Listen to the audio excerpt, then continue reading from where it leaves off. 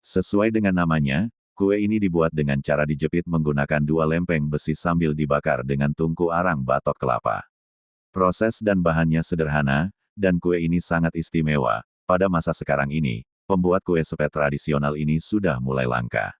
Kue sepet memiliki bentuk beragam, ada yang kipas segitiga dan silinder seperti gulungan. Rasa manis gurih mendominasi kue sepet, teksturnya juga renyah dan ringan. Bahan utama untuk membuat kue sepet yakni tepung beras, santan kelapa tua, gula dan telur. Adonan ini dicampur rata kemudian dituang sedikit demi sedikit ke atas cetakan. Lalu dibakar hingga agak mengering. Prosesnya dilanjutkan dengan cara melipat atau menggulung adonan sesaat sebelum diangkat.